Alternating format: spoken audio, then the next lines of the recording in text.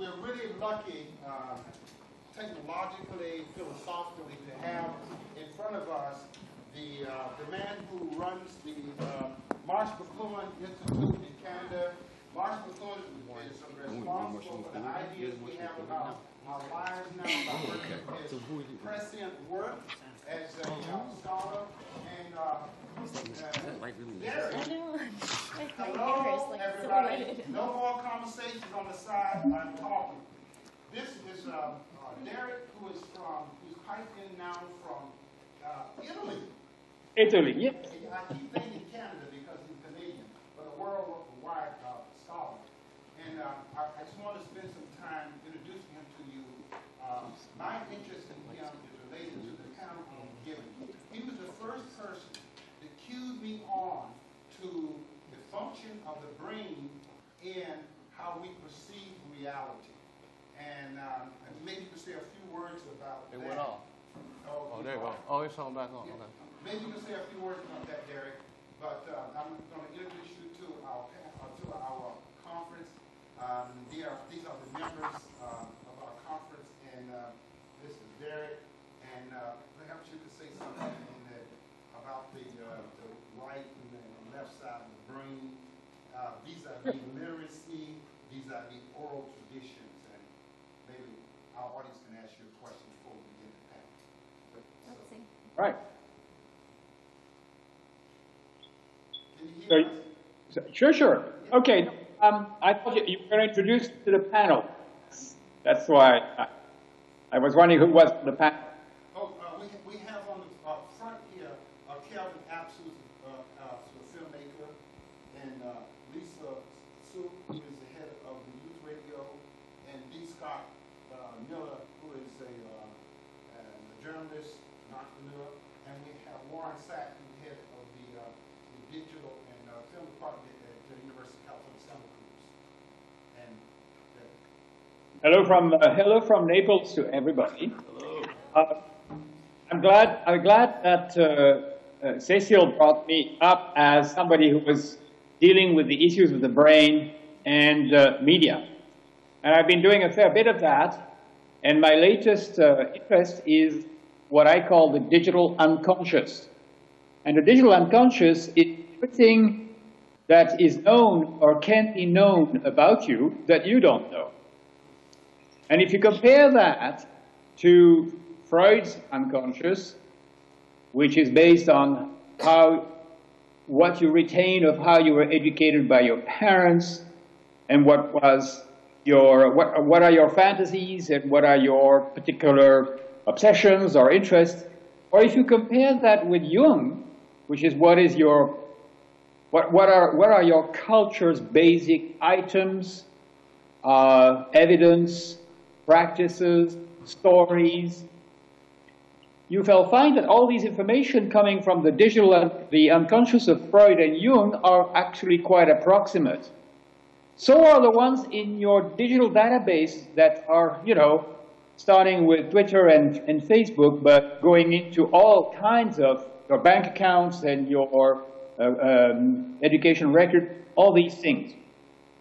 Why is it interesting? It's because, first of all, it impacts on our lives just as much as the unconscious seen by Jung or by Freud, but also because it is part of this new medium that is now taking over our psychology and our society, and that new medium is the digital world.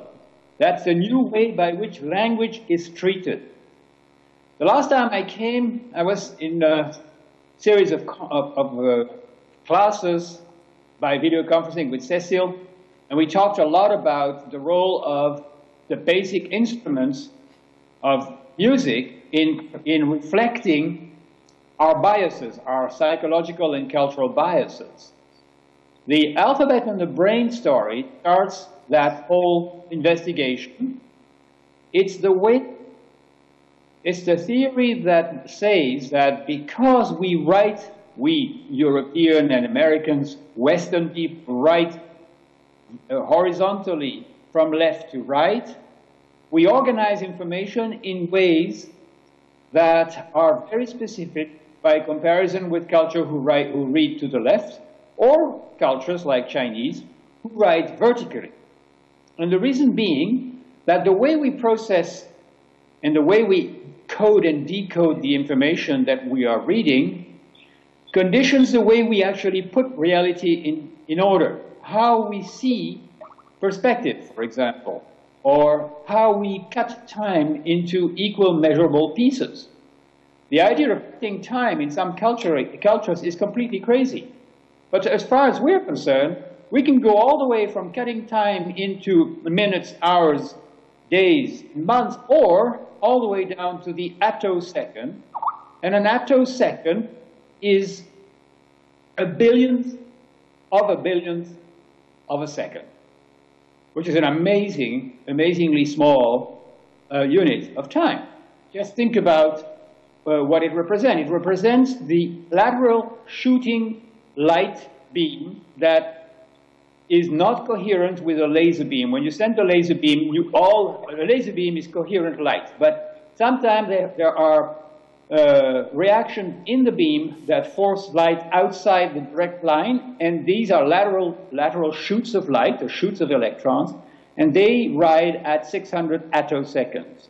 That means 600 billionth of a billionth of a second. The fact that we can measure that is amazing. And the other thing about time and the way we are now dealing with time is that all of us in your room, where you are and where I am here, we live at nanosecond speeds. We live at nanosecond speeds because that's what we wait for online or for whatever kind of so-called real-time system you're using. The speed at which we need the reaction is calculated, at least in terms that we know of, in terms of nanoseconds, the processing time of our clocks, in computer clocks.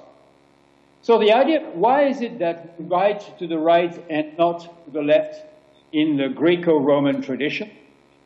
Because what happened was the writing system that Greeks borrowed from the Phoenicians was borrowed from a different kind of language. Phoenician is part of Semitic languages, whereas the Greeks are actually speaking an Indo-European language. And the difference between the Indo-European language and the Semitic languages is that the Indo-European languages have fully expressed syllables. They are expressed in consonants and vowels. And the grammar of the Semitic language is based only on the vowels, whereas the vocabulary of Semitic language is based on consonants. Well, I don't know whether it was only you owed to that, but clearly the relationship between the sound and an oral world, as opposed to a literate world, is creating two different kinds of minds, two different kinds of perceiving and expressing reality. Well, an example of that is that the voice, the authority of the speaker in an oral culture is in the quality and the reliability of his or her word.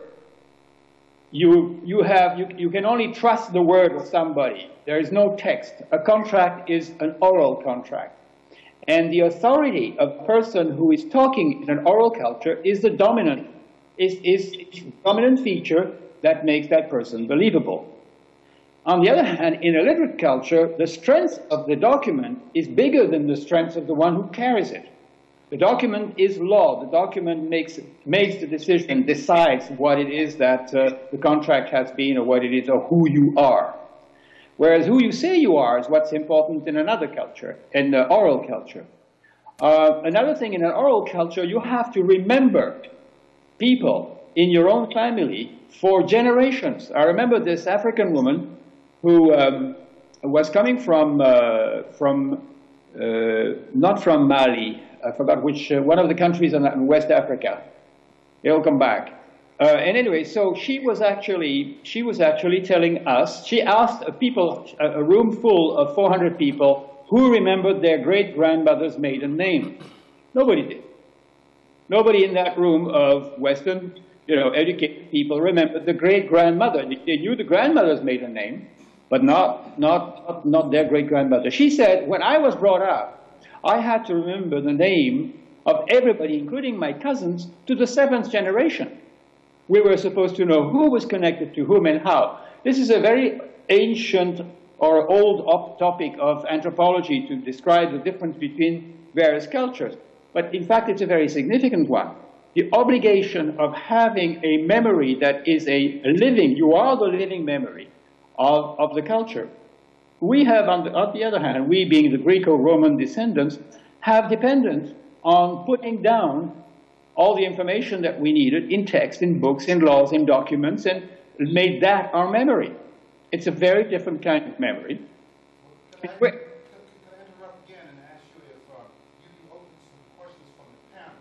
We have this panel which I am the host of, and I want to return to it, but I do want to take advantage of your being satellited to us, or Skype to us, to ask the panel if they have something based on what you have said to respond to that before we cut off the back to the panel.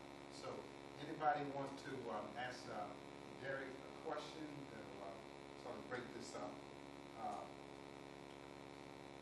Does any, okay. He's amazing. I'll say that. He's right on point.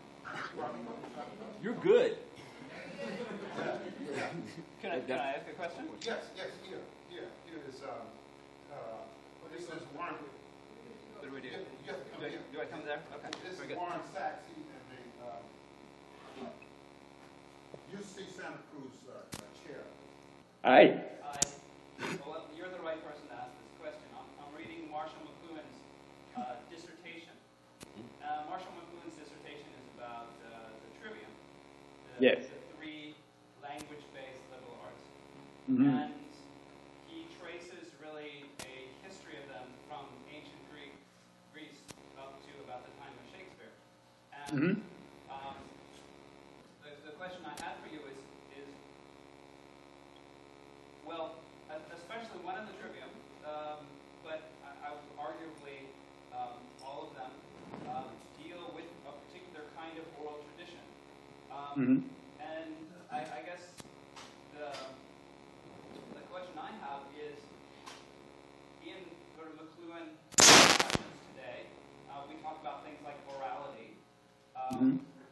What's the connection between really that media studies discussion of orality that we're having today, orality versus literacy, and this much, well, not necessarily even a longer tradition, but this long tradition that McLuhan traces in his dissertation?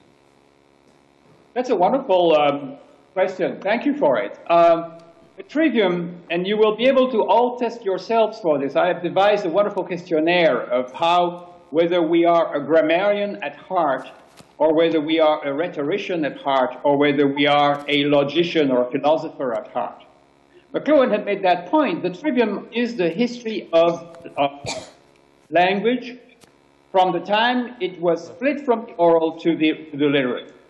And so the oral and literate split here is actually the difference between the rhetorician, and when you talk in public, you practice rhetoric, you have to learn the art of the interval, of the dialogue, of the discussion, of recognizing your audience, of recognizing the context, whereas if you are a logician, you can reason things out all by yourself if you have. You don't need to have company to be a logician. If you're a grammarian, you're a student. You go into things. So the trivium, the history of the trivium is a history of the transformation of knowledge and the structure of knowledge from the time the alphabet transformed the traditional oral verbal society, all these fingers of tales and other things, all the way to today, and we're now back to the same kind of question, but we don't know to what level can we actually continue to have a logical approach to the world. In fact, we need much more now the grammatical one, the one where you study things before you judge them, the one where you observe them, make a list of them. And of course, with media, we're constantly in a rhetorical situation. We are practicing, advertising is nothing but the extension of the trivium and the rhetorical aspect of human communication. Sciences, the European Center for Nuclear Research, for example, is a perfect example of the extension of grammar. It's where you go and study the basic elements of matter. And all the centers of philosophy, of research on language, all the way from Wittgenstein till, I don't know, today's formalism, these people, all that is a school coming out of the logician or dialectician that was the third part of the trivium. As you can see, you should all ask yourself, what do I like most? Do I like talking and persuading people? Then I'm a rhetorician. McLuhan was absolutely a rhetorician. But Harold Innis, his biggest influence, was a grammarian. The guy, as McLuhan said, every sentence of Innis, I finish here, but every sentence of... we may be losing you, but I just want to bring the panel in with this question of authenticity. What I wanted to ask the members of the panel, and perhaps you can kick in on this too, is that often on the internet, it's almost like you're passing for another race or another person. You're on the internet, but you have this cartoon that says, nobody knows on the internet that you're a dog. That's what the dog says, right? So Yeah. you really don't know who you're talking to, except in this case, we have a visual picture of you. But obviously, authenticity is a big problem in our culture with particular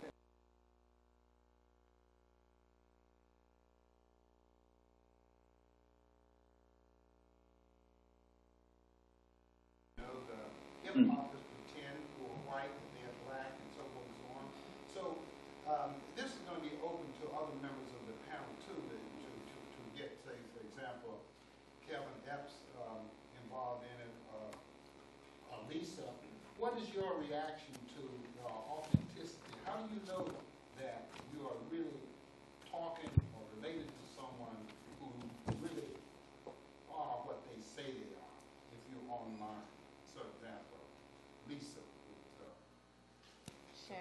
And I should say also, so thank you for having me. And I am a senior producer and research director at Youth Radio, and I co-founded our mobile action lab with Asha Richardson, who'll be here later this afternoon. So Youth Radio is a youth-driven production company with headquarters in downtown Oakland and bureaus across the country. And what we're best known for is youth-generated content. If you've heard a teenager on Morning Edition or All Things Considered, that's usually someone who's come out of our shop. There are some other youth radio groups as well. And then we file for all sorts of outlets, digital and broadcast. And I'm also a part of MacArthur's research network on youth and participatory politics. So the set of questions that you're raising today are really front and center in the work, both on the research side and the day-to-day producing content and developing applications with youth. So the question of authenticity, though, is a tricky one in sort of my daily practice. I'm influenced by a colleague, Nicole Fleetwood, who's a professor at Rutgers, who's done some really interesting work, really troubling this notion of authenticity as particularly when it comes to youth of color in media production, that often that kind of aspiration towards authenticity, what's real is what's kind of projected onto youth as kind of the category of production that there's the biggest appetite for, as opposed to really grappling with what Professor Everett talked about this morning around performances of race, performances of identity, performances, in my case, coming from a news organization, of news and journalism. So I would almost kind of rephrase the question in terms of, rather than taking authenticity as kind of the goal and how do we get closer to it, instead maybe think about how is authenticity played with in the digital space, particularly in, it gets really complicated and interesting, I think, in the context of journalism, because really what has to trump the rest of it in journalism is credibility. How do young people establish themselves as credible sources of news and information, who are bringing insights from lived experience, from their systematic investigation of whatever issue they're covering, the networks that they can leverage to tell that story. So I almost would want to put kind of performance and credibility alongside authenticity as some of the kind of principles that we're after in the work we do. So Kevin, you think, saying if it's effective, whether it's fake or not, is not the question. The question is whether or not they can really get over their point of view or get over whatever they're doing? Is that kind of... That's a really complex question too. I mean, Sorry, because then it goes to, how you doing? Thank y'all for having me. My name is Kevin Epps, Brother Cecil. Well, that's a really interesting question in terms of, you know, the receiving end of that content. I don't know. I think it goes beyond that because there's also an agenda, like a larger issue. So is that a way to sort of satiate an audience and build a certain credibility and then maybe switch the agenda up? I don't know. So it really goes back to the credibility. And I base that on, you know, from the work that I do and being, for the most part, looking at images that represent our community. I'm always appalled at how blatant, you know, the bias and the cultural racism is that exists, no matter how it's remixed. And so you know, I constantly deal with that.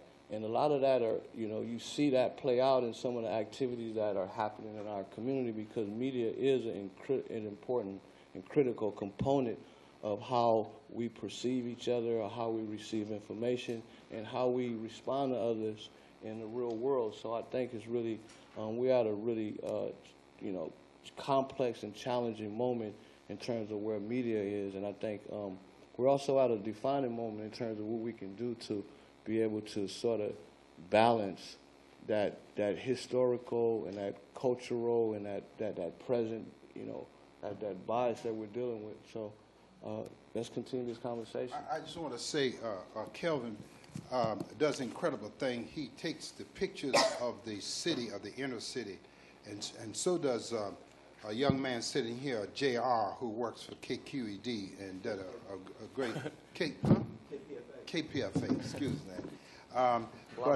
Radio. But both of these artists, these young men, are incredible in that they give us a view of the inner city from the point of view of black people in this particular area. And that's really important to do it with film and radio.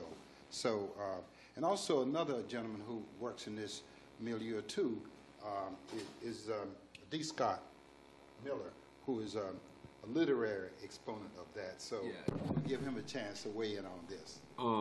Okay, yeah. My name is D. Scott Miller, and I work at City Lights. I write for The Guardian, write for East Bay Express. You know, I'm a freelance writer. I'm also a freelance curator, work for the Luggage Store Gallery and a couple of the small galleries in San Francisco. I've really meditated on this question. How do you produce authenticity and mediated representations? And, you know, to tie it in with my previous job right now, I'm working with City Lights doing events, and we just had Kevin Young come through with his new book, The Great Album. And he really does do it, like he's addressing like old tropes in new ways. I mean, I'm writing a review about it. I'm so excited about it. But he does bring up this thing about authenticity. And what he says, it really kind of like, it rang my bell, right? He said authenticity, the seeking of authenticity is a way to quell white panic. Quell white panic. A way to quell white panic. That's what he said, you know? And that really did get me thinking about, well, authentic to who? Right? I mean, that's really what the question is. And that brings us, especially when we're talking about the internet, you know, but we already got this problem with this thing called realness, which is never real. Realness is fake. So you know, I say, oh, I'm keeping it real, but that means they're only showing one side of themselves, one dimension. That's when they're saying they're keeping it real. Like when they're saying something hurtful, that's when they're keeping it real. You know what I mean? Like, so, like, I'm vulnerable. I'm keeping it real. No, that doesn't happen, you know? So right? So realness is always fake. Right? So when we use the word authenticity, are we actually taking that and who we're showing it to ask them to authenticate? Who's the person who's going to certify my blackness? Who's the person who's going to certify my maleness? Who do I go to? Well, I guess I have to go to the academy. I guess I have to go to the canon. I guess I got to go, you know what I mean? I got to go to somebody to authenticate me. You know what I mean? So, I mean, like, and then that adds on to the other part of it, you know, mediated representation. You know, that's really what we're talking about. We're talking about the fact that people can have fake identities. You know what I mean? But honestly, and let's be honest about this, everybody on Facebook has a fake identity. Nobody on Facebook is being like 100% themselves. They're actually putting forth an avatar of themselves. You know what I mean? So So that means that like, and that's the reason why we can't authenticate, because we're not authentic on there. We can't be real. We can't be 100% on this thing. That only allows us maybe 150 words. We and agree a with couple that. of photographs. You know, so that's my take. Yeah, were you going to say something on that, Derek? Yeah, I do. I think that the last comment is brilliant. I fully agree with it. The problem with the... Okay. Wait a minute. Let me finish. The problem with representing yourself on Facebook or on any way is that you have so many choices. How can you be how can you even get close to being authentic when you are building your own profile? It's impossible. We're in a situation right now where we have a self, the authenticity is meeting that self, but when we're presenting ourselves, we're nowhere there.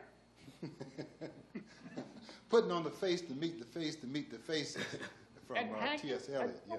Hey, Cecil, another one. You know that there are now machines that can read the face of anybody and tell who that person supposedly is.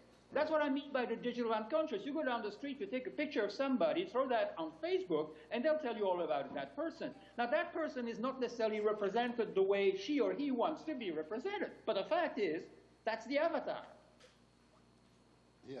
Well, how do we get into this question of faking it? I was just reading a book by an anthropologist who says that being on the internet is like passing. And by passing, he was referring to the racial passing, where you don't have an identity, but you more or less take another identity, like in minstrelsy and blackface and all this, where you imitate another person. It turns out a lot of the imitation is from oral tradition, so hovering in the literate and in the technological is the voice of real people, a real person. Doesn't that really is a basis that we have to come back to, that there is something that we are imitating or something that we are passing that is authentic in the reference, maybe not in the presentation? Yeah, oh, I'm sure that there is such thing. And I'm sure that transmission is essential. And in fact, we learn by imitation, including imitating people's voice, expressions, ways of doing things. But that's when you have a face-to-face culture. That all disappears when there is no face-to-face. You cannot expect, you can only expect from face-to-face the true marks of authenticity. And you can simply trust the long-term relationship you've had online with somebody you never really met. And if that person has been really consistent, you can say, she is approximately like that. But you can't swear it. That's good. So anybody else, while we have Derek here, anybody who wants to weigh in? Yes, here's a question. I think you have to, can I bring it to you? Oh, good.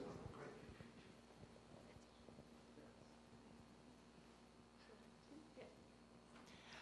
I was just wondering, because the self that we choose to display has some authenticity in what we find important, I wonder if what we choose to show other people is actually maybe more authentic than what the real life experience of us is, in a way, because it's sort of, in choosing a profile that we put into the world, it's getting at the very core of what we believe is important, which is not necessarily as easy to display if you meet someone without that filter. Good question. It's the digital shadow. I call that the digital persona. If I'm about to meet somebody that I'm told I should meet, one of my options is to go online and see that person's profile online. I can actually check Google and figure out, what's been said about Cecil. There is a book that just came out by Laurie Sherry. She is a lawyer, and she wrote a book just came out as brilliant, called I Know Who You Are, and I've seen what you're doing.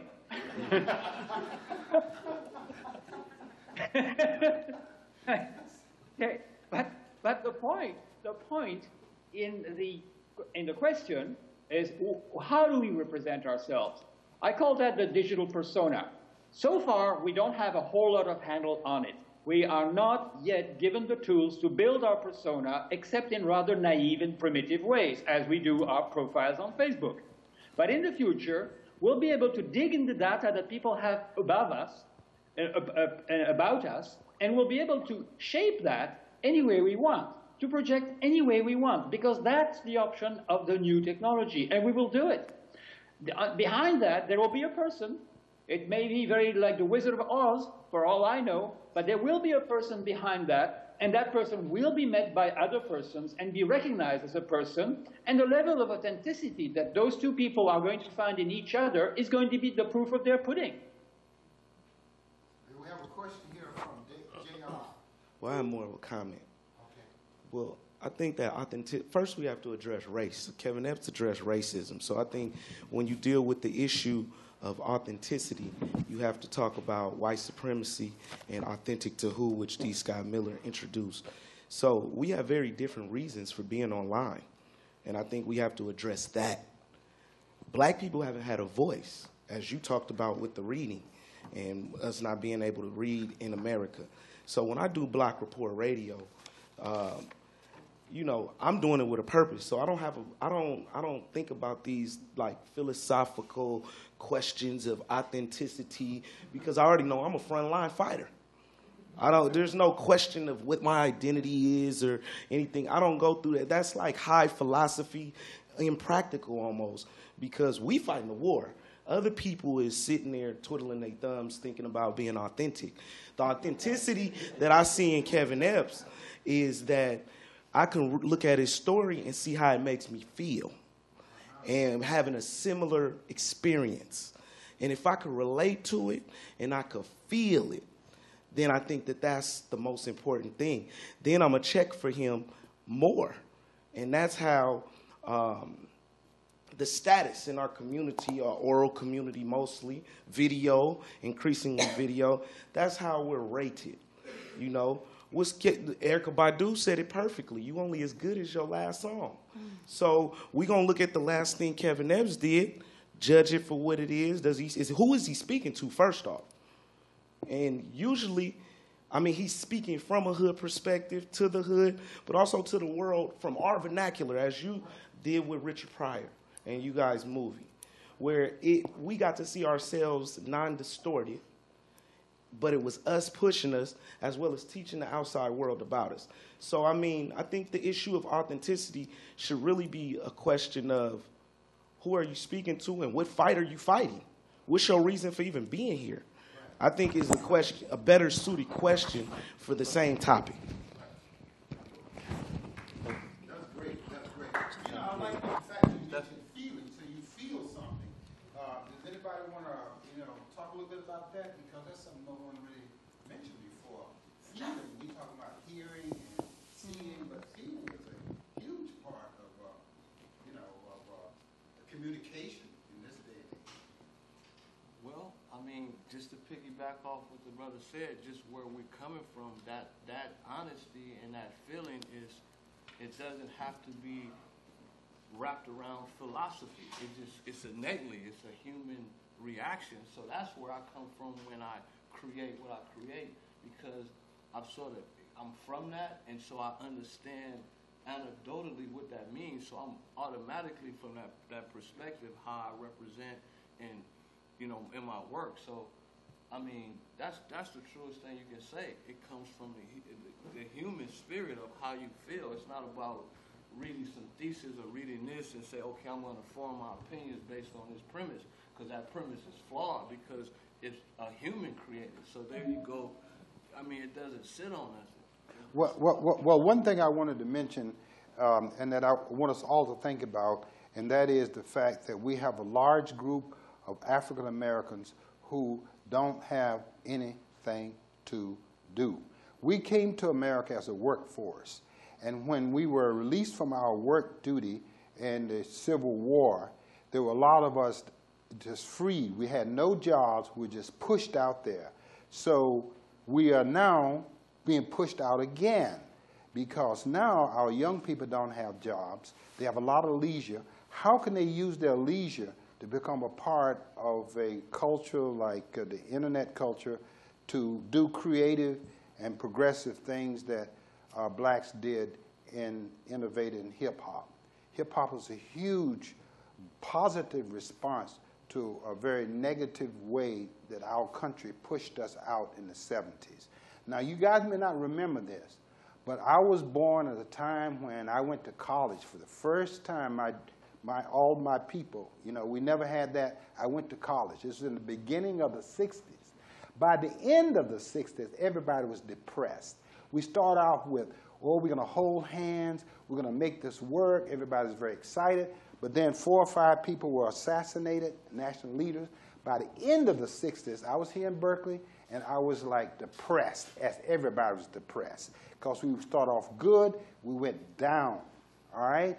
Now we have a group that's even worse than where I was. At least I was interested in going to college, and so are my generation. Now they don't even want to go to college. The students don't want to do any of those things because they are thinking like this. What good does it make when 1% of the workforce of Silicon Valley is black? All right? 1.5%. Who are the other 90-some percent people? They're not black. So why should you even prepare for something which you know you're not going to be a part of? So how can we use this leisure we got of people who never had jobs, who probably never get jobs, to use that leisure energy to become part of the world as we're going to project it? Because they're not going to pick cotton. They're not going to go work, as I did, plowing a mule. They're not going to work in the factories. So it's got to be something that has to do with the things that I hope that we are talking about now. So, J.R. I mean, I think we got to just drive forward. I think me, Kevin Epps, represent that new entrepreneurial spirit. I think we don't need UC Berkeley's validation. We don't give a fuck about y'all degree. Great. But we still on that radio, dating. He's still in those movies. He goes around the world. I go around the world, and we wasn't validated. We don't use a whole lot of big words that mean little things. We speak directly to people as it is, and that's how we've been able to push it. See, I think the rest of the world is dealing with the depression. We dealing with depression. Y'all might be dealing with a recession. We dealing with depression, and we're dealing with it differently. We come from nothing. A lot of people come from something, and now they have nothing. We come from nothing, so we know how to make good of nothing. So you give us a little something, we're going to take it further than somebody who's used to having something. $10,000 grant, we're going to make it look like $100,000. While somebody else, they feel like it's a $2,000 grant. So I think that I think it's our time now. And as you see, Kevin Epps is sitting up here with somebody who chairs a department. Why? Because the table is turning. And I think not just us, but I think America is noticing that. There's people, I knew somebody who had a master's degree from here that was a waitress. She can't pay her student loans back in that. So what's the point? Am I going to pay my money to go to UC Berkeley, or am I going to buy a camera like Kevin Epps? And like Kevin Epps, in less than a year, I'm going to have something on the streets. Messing with UC Berkeley, I'm going to be here for 6 years on $70,000. Still not getting a job, but dealing like J.R. and Kevin Epps, I created my own job. Well, how do you get other people like yourself involved in what you're doing? I agree with you. Yeah. How do you? By just doing it, and you become a role model to them. I was a writer before me and Kevin Epps met. But when we started hanging out, we started inspiring each other. Right. I'm seeing how he's doing stuff. He was one of the first black independent films at the Matreon. I'm like, wow. You know what I'm saying? I'm hanging out with him and just seeing how business on his end move. Then on the flip side, he's like, I need to promote it. I bring him, we push it on all kind of radio stations. I hook him up with my network of people. And as other people in, say, Hunters Point or even East Oakland, because we work with both. He's from Hunters Point, I'm from East Oakland. I had cousins that work with Epps. He had homeboys that work with me. And we've inspired each other by being there. They can physically touch us. That celebrity, you have to have a degree era is over. Right. In my community, you a PhD, well, what have you done? Well, you No, know. you got a PhD behind your name. All right, I gotta stop this. Sorry, bro. Okay. No. Yeah, no, okay, all right. no, man. No, I'm sorry. No. I mean, no, I'll let you do it. But let's be honest, man. We gotta have intellectual capital. We gotta have. No. I'll let you speak. It's my turn. We gotta have intellectual capital. We gotta have people who understand the Tribune. We gotta have people who speak. So what's the intellectual? We gotta have people. What who is that? The program. What's No, the- and those things you get at school. Man, that's all I gotta say, man. No, we need both. We need both. Okay, okay. It's not one or the other. We need both. So I We need say, both. We need Cornell West. okay. We need Dyson. We need them all. All right, well, you know, Sorry, man. No. All right, okay, guys. Here's what we should do. Here's what we should do. Real quick. Let's agree to accept the fact that I also feel this way too. I see Jay-Z. Jay-Z made like say $300 million or something. I didn't make $1 million, right? But I got a PhD. But I think I think that I do remember and experience something that unless you actually read and internalize a book, that you don't really have a quality of education. I say that even though I'm always trying to go beyond that. We're reading books, but I want to distinguish that from having to have a degree on what he's saying. Right. I'm saying the point is that he's a journalist and I'm a journalist, and we're in the same market. Right. I'm going to just be blatant and ask straight up, who got the widest audience? Me. Do you? Yeah. Well, KPFA in the morning but show, we speak to 1.5 million. But is your audience Do you really speak to thinking? 1.5 million? Is your No. audience really So wait. So to that extent. and I also want to bring up the issue of class. Class. All right. That's a very important issue. Okay. I speak for the hood. I speak for the ghetto peoples, the underserved, those who not looking to be validated. Right. We here, we demanding, like the Black Panther Party where we from right here in the Bay Area, we demanding that our voice is heard without your validation, and we gonna sit at the tables just like Kevin Epps has the same educational capital as he talked about as him. Well, I agree with you. Let's hear his point of view. Let's go. No, let me drop it on you. First part. I'm from a working class community in Dunbar, West Virginia. All right? Now, you don't know me. I come from a place called The Bottoms. It sits right next to a sewage facility plant. All right? I had to work my way out here. All right? You don't know me. Okay? That's the first part. But the most important part, because this is not a personal thing. This is about the way that we're going to take it to the next level. The world is changing. No, you talk. It's my turn. Okay? The world is changing. It's true. Okay? And what we need to do is we need to equip every person, regardless of whether they make it into an institution or not. They have to understand the value of an education. No, you talk, man. It's my turn. No, don't. Okay, good. Okay, so what we're going to do? Then can I talk? This is what we're going to do. All right? This is what we're going to do. All right, now the beautiful thing about... Okay, guys. Here's someone else want to say something. And Derek, do you listen to this? Can you hear all this? I can hear, but only bits and pieces, because it's not clear. Anyway, no, just anytime you think I should be able to answer this question, I'll do it.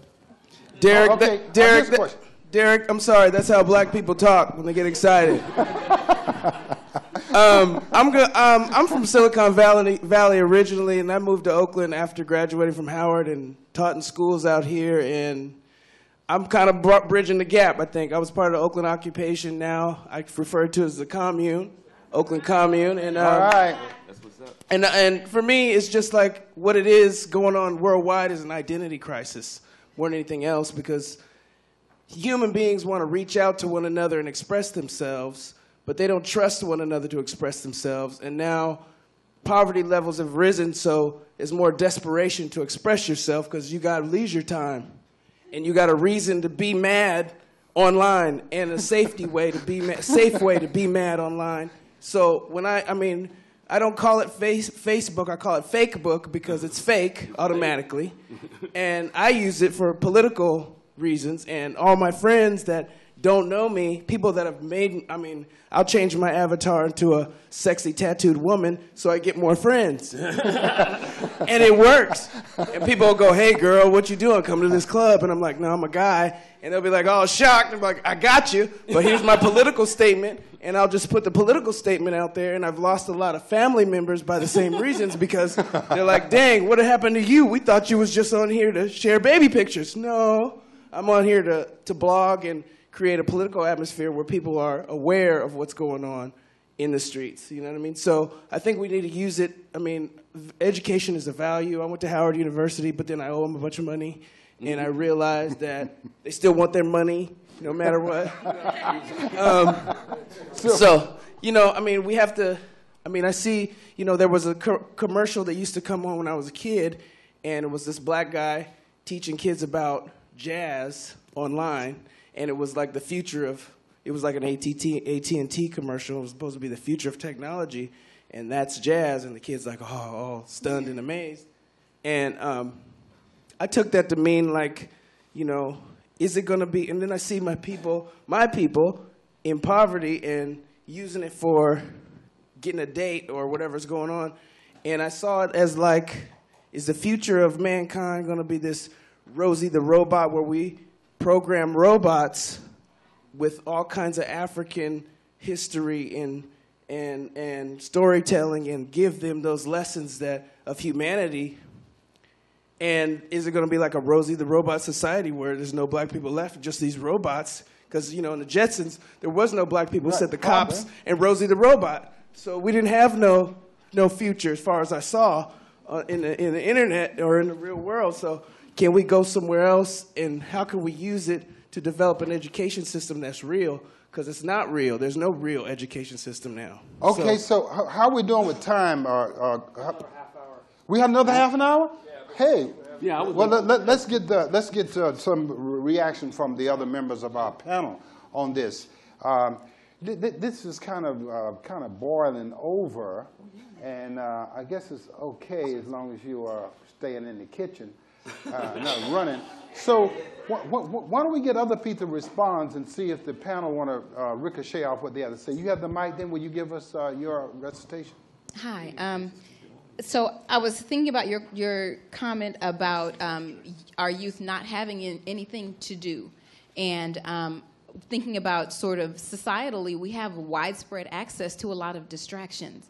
So I'm curious to know if we honestly think that this is a uniquely, you know, African-American youth problem. I see a lot of distracted, inactive youth throughout, and I want to sort of think about being careful around making certain issues be specifically about African-American youth. I know that that's our topic of conversation today, but I think that access to a lot of things that are time wasters not only is a widespread issue, but I think it's also divisive. You know, you keep the people inactive. It's a way to create this population of very inactive and very ignorant, non-thinking people who aren't able to think analytically because they've been fed, you know, entertainment for a significant amount of time. And we also were talking about authenticity, and you know, maybe we can remix this idea of what education is. You know, we, as stated, there are a lot of people who have PhDs that are extremely educated fools. But we also have people like my great aunt Ollie, who, you know, who was one generation out of slavery. I think she went through 1 year of school, if that, and was one of the most brilliant people I ever knew. So we have to understand that knowledge comes from various places, and it's valuable on various levels. We think about, you know, revolutionary action. It was holistic. We think about the Panthers that, like JR mentioned, who are from the Bay Area, and the Bay Area being a very politically active environment.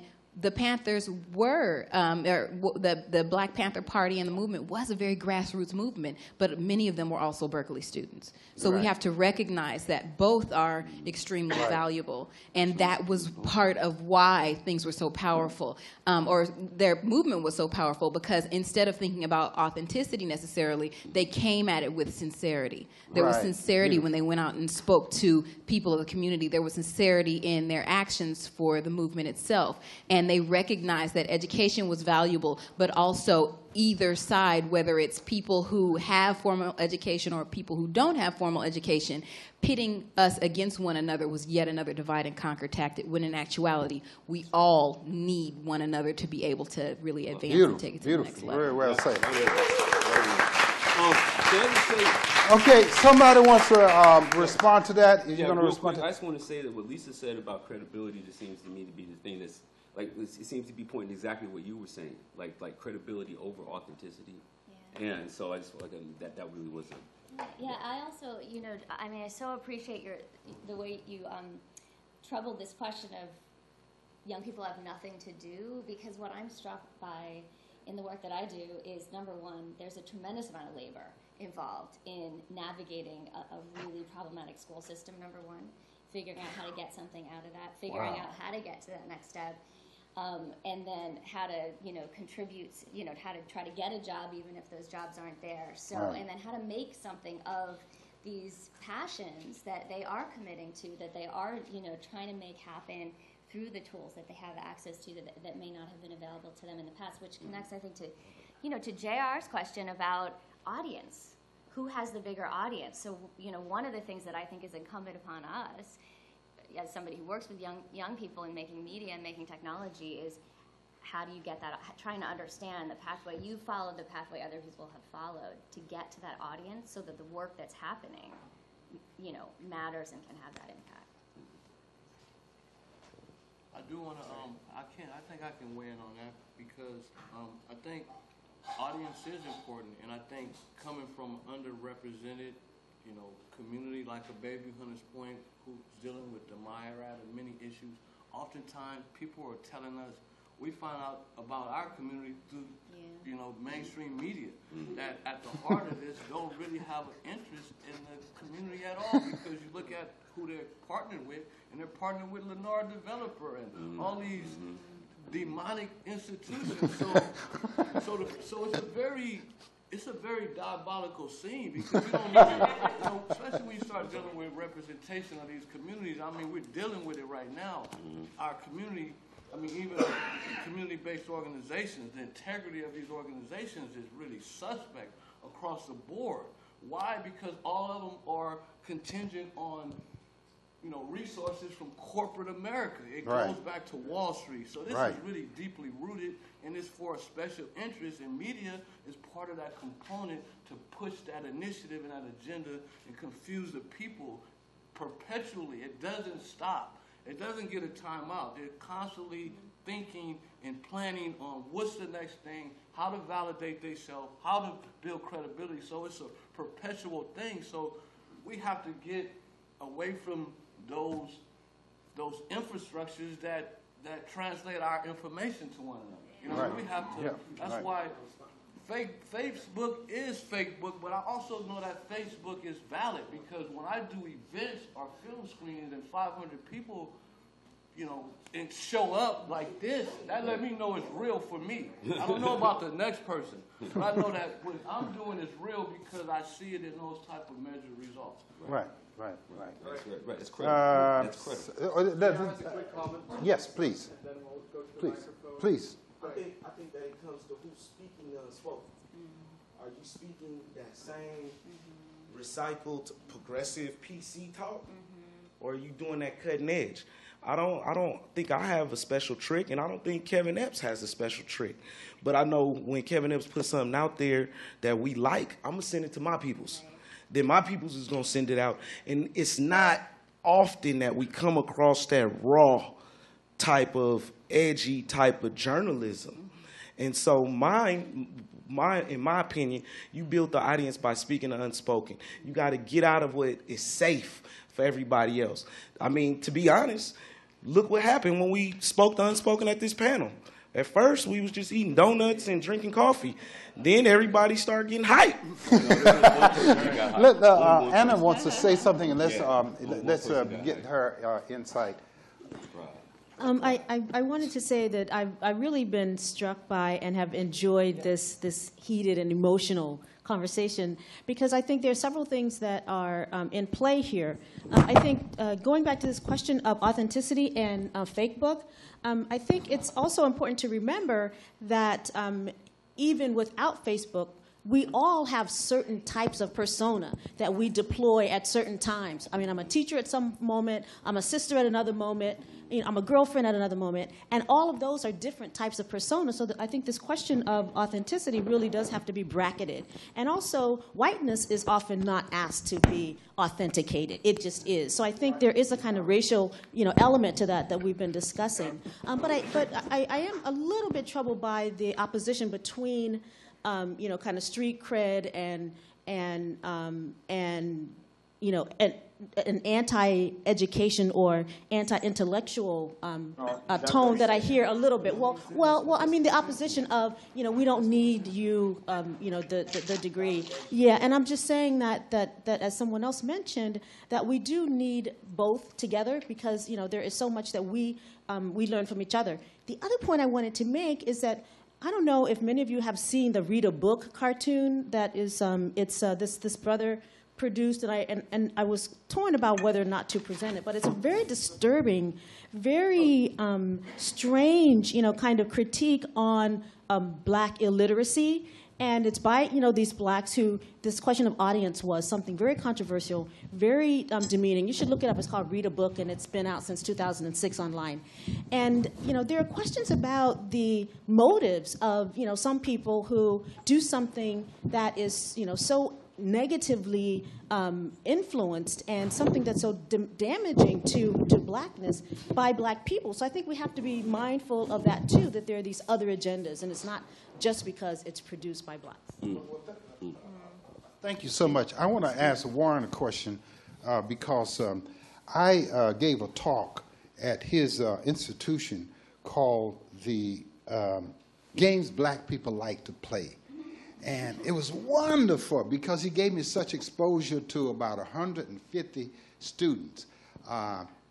Two of them Afro-American students who are the, you know, designers. They came up and talked to me afterwards. But I was just very pleased that Warren gave me the opportunity to talk about black games to a college audience. And so I want Warren to talk to us about this dichotomy between, you know, what Anna was just addressing. Students who are in university, but who want to be connected with the wide world, and students who are outside the university and who perhaps want to get in. I know one thing, let me say it's real clear and simple. When I was growing up, I was embarrassed by my ignorance. I wanted to be educated. My nephew does not give a damn about being educated. He doesn't even care. He read Catching the Rye and said, that's a good book. But he won't read anything else, right? So it is really serious. I felt embarrassed about being ignorant. I didn't want to plow a mule all my life. I wanted to go to Columbia University. You know where that is? Where the president, all right? Okay, that's a big thing for me. It's not for him. He doesn't care about going to Columbia University. So we got to deal with that because we still got the institutions. We still want to tell young people to go to them, but we also want them to be connected with the community too. So say something about that and the type of students are, if you want to talk about that. Well, I'd kind of like to turn the focus back on Cecil in some ways, because we've had this discussion about education, validation, authentication. I think there's a way sort of to approach those questions and yet maybe talk about them less explosively with respect by talking about writing. So, well, I just want to quote Cecil some to you. I mean, I was puzzling over the title of this panel, right? The Emperor Ain't Got On No Clothes, and I realized, oh, that sounds like something that Cecil would say. And sure enough, I Googled the phrase and got a page from the local newspaper where Cecil had an opinion piece. He had a review of last month's Digital Media and Learning Conference. And Cecil titled this piece, "Where Were the Black People in the Digital Media Learning Revolution Conference?" And he wrote, as a new environment the digital revolution has programmed the white user to think that he is the best-dressed fellow in the parade, when in fact he is buck naked. The advantage that the digital technology has over that old environment is that it makes the whites think that there is no race problem. The fable of the emperor's new clothes is an apt metaphor to explain the illusion that tech people have of race. As Marshall McLuhan might have put it, the emperor ain't got on no clothes. But sort of contrary to Cecil, I really can't imagine Marshall McLuhan turning that phrase. I mean, maybe Derek has a different opinion, but the reason why I suspected Cecil did turn that phrase was because it's so markedly oral in form. And I know he's a champion of orality over literacy, or in addition to literacy. And he explains that, too, in the same recent opinion piece. He says, the old writing technology has been replaced by the new electric system called the net. But what unites the two technologies, in my opinion, is that they both keep blacks out. So following Cecil, I think a conference on inclusion needs to be, at the same time, a conference that considers the forces of exclusion. Any set of strategies for inclusion is also simultaneously a means for excluding others. So if indeed new and old forms of writing keep blacks out, who does writing keep in? And how can those strategies be challenged or countered? So in an oral culture, as Derek was saying, what makes the most difference is how you can speak. In a written culture, there's another thing that adds on top of that. It's how you write and how it coordinates with what you speak. In a computational culture like where we're living, there's another layer on top of that, which is what's the data, what's the code, or as Derek wanted to talk about, the digital unconscious, and how do those corroborate one another. So we're in, what I really want to talk about is literacy in some ways. There's a new form of literacy now that has to do with code and has to do with data, and the question is really a question of social justice in some ways. You could put it in educational terms, but it's a much more general question. Who has the right to speak in this new form of literacy? Right. How does one learn to do it? And you all are pointing out, like, there's multiple ways to learn how to do it, but I think to actually take part in the elite discourse, there has to be a way to express oneself in code and data as well as prose and the oral form. So I'm just saying, following McLuhan, from poetry to prose, we now move from print to programs. That's beautiful. That's brilliant. That's brilliant. That's brilliant. So we have a number of hands up. So let's go with the young lady there, and then the gentleman in the back. Okay, I can just speak out. Okay, go ahead. First of all, I'm glad I'm here. I kind of heard this basically on two shows, David D's and JR's. And I think, in terms, I just came in the middle of the excitement. Thanks, Adisha. And I think we need it all. We definitely need JR, what he's offering, what Epps is offering. I was at the International Black Film Festival. My kudos go out. It was brilliant. I saw all kinds of films from Friday. The place was packed. We had intellectual discussion on so many different levels. And we definitely need that in the community. My church is in the lower bottom, so in West Oakland, so for those of you that don't know. And we need it all. We need the JRs. We need this brother here who I don't know as well. We need youth radio. We need it all. We need all the intellectual capital, and I think it comes in different ways. I didn't necessarily hear JR's comment as anti-intellectual. Actually, I think he's one of the most brilliant intellectuals we have coming out the bottoms.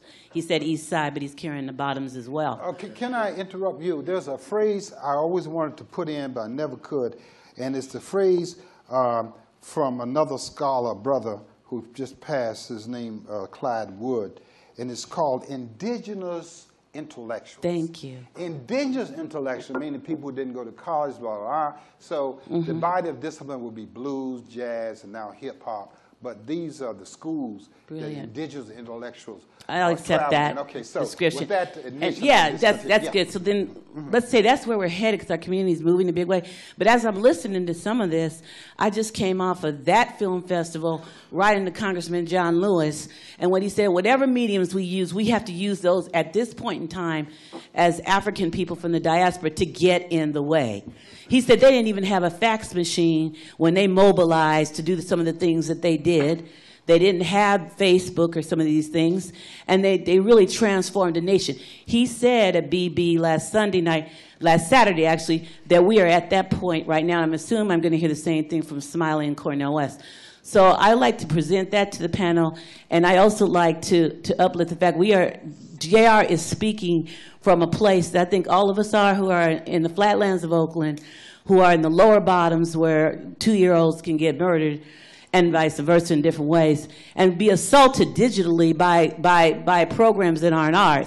I mean, after seeing that film festival, I saw some brilliant minds in our community that were presented.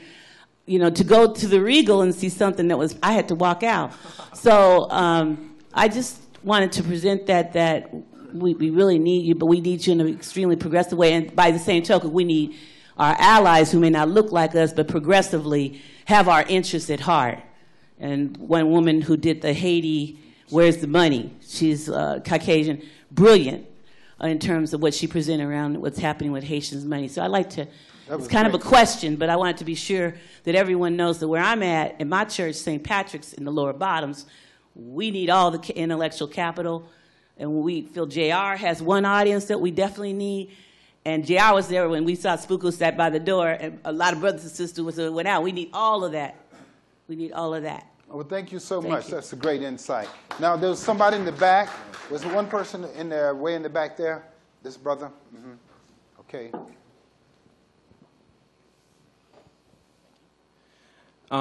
First, thanks for having this panel. I walked in midway, so I'm sure I missed a lot. I think it's important to recognize that, one, there are a lot of different silos when it comes to education, when it comes to community.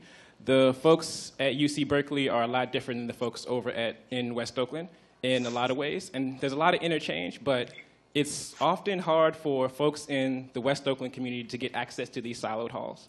And that's a communication problem, is an access problem, is a language problem. It's also important to recognize that there are a lot of educational independent opportunities out there now. If you look at Khan Academy, if you Google social media or coding, W3 schools, there are 1,000,001 educational opportunities that you can do for free. I spent way too much time, way too much money in college, got almost 300 credits, no degree to my name. But at the same time, I speak at colleges on a regular basis and universities from here across the country. And I learned how to do this stuff sitting in front of my computer. No money spent. I think we need to understand that, one, we need to be in the hoods, we need to be in the universities, we need to be in Silicon Valley, we need to be in the boardrooms, but we also don't need the validation of Silicon Valley, of the university to make this stuff happen. JR and Kevin have actually done really amazing jobs building stuff from the grassroots, and we need to take that same kind of do-it-for-self, not looking for validation model when it comes to coding, when it comes to digital technologies, when it comes to community education. There are a few models around the country now that are doing this. We're trying to do some more of this work in Oakland and potentially in Richmond and San Francisco. But we need to figure out, one, how do we work with universities and companies, but also how do we not take the time, how do we not only depend on them? Because if you spend 5-6 hours a day, 2-3 hours a day, you can learn how to do this stuff yourself, and you can be just as valid in your individual communities as someone who has an event at UC Berkeley, even though we need to have that back and forth. So it's a both and we have the tools to do it for no money. So, that's wonderful. That's great. You know, I think we're coming to the end. How are we doing with the time? You got 5 more minutes. I would just say one of the things I think that Afro-Americans don't do enough of is really appreciate what we have done. For example, I'm thinking of the brother that invented the scratch, and DJ Theodore. We had him here some years ago, and he performed and told us about how it happened that he was scratching. And his mother was coming upstairs on a Saturday afternoon. His mother's coming upstairs. She said, "Turn that music down." And he picked up the needle with his hand. He picked it up and waited for her to come up and then, go back downstairs. And while he was holding it, he scratched. And he said, that sounds great, right? But see, that's because he is an artist looking for new things, like noise can be music. And having discovered that, the scratch, right, it became worldwide. So now they have a program called what? Scratch. And he probably can't use the program, right, because he didn't go to school, right? But he discovered this. Why? Because he's open to new things. If you're learning through digital, if you're learning precisely through how to read and write, you tend not to go off the page, so to speak. But if you don't have those parameters, you can look around the world for a way to teach you what's the next thing. So this brother, by virtue of his curiosity, invented something that changed the world. Now, did he get credit for it? Not that much. No, not at all. We had him here in Berkeley. His name is DJ Theodore. Everybody who's a hip-hop artist knows about him, but the rest of the world does not know. So that is a struggle we have, too, is to become conscious of what real contributions we've made to this culture and not to shy away from acknowledging it. So we'll open some more questions. So, yeah, here's Kelvin. I do want to just add about the intellectual thing. It's like I was thinking about what you said, and it's like I created this work to speak to the community, but I'm speaking on NPR without having to be validated by NPR saying, hey, can y'all, no, hey, can we talk to you? I'm going to put y'all in my schedule because y'all are important but not as important as the work needs to be done. That's right. And on another note, I just want to pay homage to Roy Clay, who's the keynote here. And Roy Clay is an elder of ours, and he's a key figure and architect in the development of Silicon Valley. So I just wanted to use this as an opportunity to acknowledge Clay, because let's acknowledge Clay, man. I mean, that's the godfather, and he's a brother of color, and that's an inspiration to me beyond what I can ever say in words. And I just wanted to acknowledge that because he's right there and he's keyed into this conversation. And he's going to come up, and we're going to give him a certificate from Citrus. But I want to close it out by referring to our speaker in Italy, in Rome. And one more question. Yes, one more question. Oh, sorry. I don't know if it's going to be a question or a commentary, but let me see. I also get hyped and excited about these topics. And I really appreciate that we started the conversation with situating the racial dynamics. And so I don't know about the issue of authenticity. I think we are being authentic, and the web is a representation of the social structure. And what's interesting here is how this is changing through the integration of technology. How is the social structure, and then how is this system reproduced? What are the pathways, new forms of inequality that arise with the integration of technology into the productive functions of society?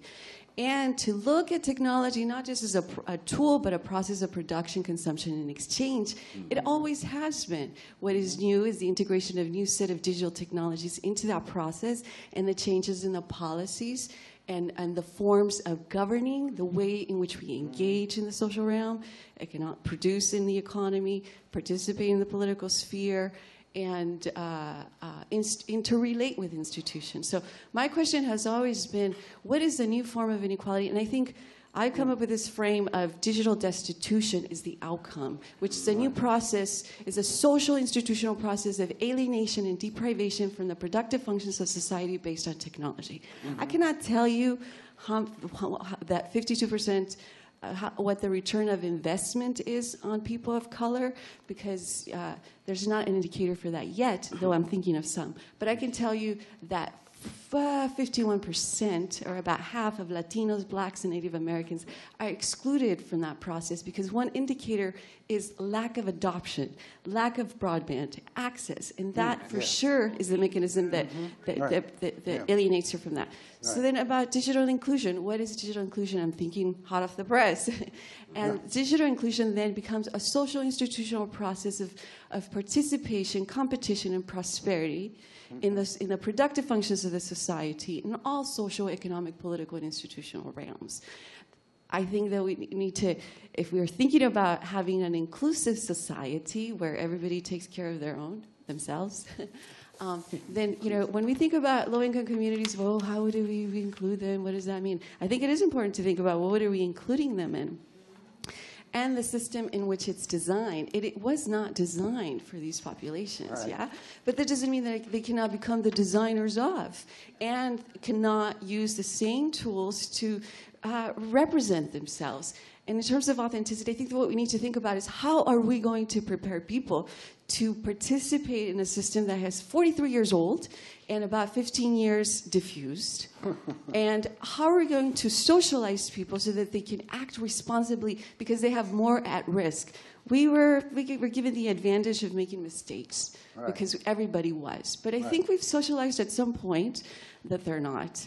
And this is where I think the creativity needs to focus on. How are we going to swing and flow into this technological system that is going to determine your social, economic, political, and institutional position and your potential to produce culture in a way that informs you. So I just want to say one thing as a metaphor that I've been thinking about. How do you translate where those things agree? And I could say, yeah, well, why do we want to dictate to people how they're going to use the technology when they're going to pay the fee? Okay? So then the question then is, you know, they may not know all your lyrics of the internet, but their lyrics are just as good. Just as good. Yeah, that's right. Okay. So we wanted to have the last word for our friend Derek, who is in Rome. Are we okay with time with him saying something? Cecil, okay, we'll say goodbye. Can I make one comment here? My name is Reginald Royston. I'm a grad student in African Diaspora Studies, African American Department here, and one of the co-sponsors of today. When the department started in the 60s, there was a lot of programmatics, outreach programs in the community that was focused on building techniques and skills. And I think this is a great opportunity today that anybody who is involved in doing things, making things, maybe we need to think about a Black Makers Fair, right? Maybe we need to think about other kind of taking the idea of the cipher and even going further with technology. We do have innovators and educators on campus who are doing tech stuff. We have Moja Miller, who is in social enterprise. We have Jabari Mahiri, who's in STEM education in Berkeley, right? And then we can also think about people like Michael Eric Dyson, right? Mark Anthony Neal, who's using Twitter and iTunes to spread Black intelligentsia and then create new networks, right? So we have all these different levels, and maybe that's one way we can swing and flow, like you're saying, with the creative possibilities. Great. Fantastic. Okay, so we're going to wind up, we're going to end up here, and Professor DeKirk, you've heard all of what we've had to say, so when you sum up give us our last few words of summary. So he's going to finish. One sentence? Okay. So I will be very short. I just want to say I'm grateful for having been invited. I thought that the class was extremely lively, full of really interesting comments. I can't make a point about each one of them, but I'd like to leave you with one thought about McLuhan, since we had McLuhan quoted many times. McLuhan said something about the Black man. He said the Black man is it expresses everything that the white man has repressed. There you go, white man. Well, that's great.